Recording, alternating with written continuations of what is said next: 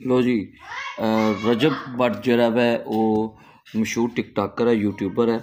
ਤੇ ਰਜਬ ਅਲੀ ਭੱਟ ਜਿਹੜਾ ਗ੍ਰਿਫਤਾਰ ਹੋ ਚੁੱਕਿਆ ਤੇ ਟਿਕਟਾਕਰ ਦੀ ਸ਼ਾਦੀ ਚੱਲ ਰਹੀ ਸੀ ਤੇ ਸ਼ਾਦੀ 'ਚ ਗਿਫਟ ਮਿਲਿਆ ਸੀ ਉਹਨੂੰ। ਤੇ ਟਿਕਟਾਕਰ ਰਜਬ ਭੱਟ ਨੂੰ ਲਾਹੌਰ चौबंग पुलिस ने गिरफ्तार कर लिया जी। तो रजब अली भट्ट का लाइसेंस के बगैर शेर का बच्चा रखने और गैर कानूनी असला रखने पर गिरफ्तार करिए। गैर कानूनी असला भी बरामद हुआ जी, जिस पर पुलिस की हिरासत में है। तो रजब भट्ट के जरा ना बाहर भी सुनिया कि लड़ाई भी हुई सी ते पुलिस ने जो छापा मारिया तो गैर कानूनी तौर पर जो शेर से बरामद होया सी, लाइसेंस नहीं सी ਇਹਦਾ ਹੈਗਾ, ਜਿਹਦੀ वजह ਨਾਲ रजब भट्ट ਜਿਹੜਾ गिरफ्तार हो गया। टिकटॉकर है जी, पुलिस की हिरासत 'ਚ है, पुलिस की स्टडी 'ਚ है। देख सकते हो शेर भी कोल है बच्चा ਉਹਦਾ। और उस तो इलावा रजब भट्ट ਜਿਹੜਾ ਨਾ गिरफ्तार है जी।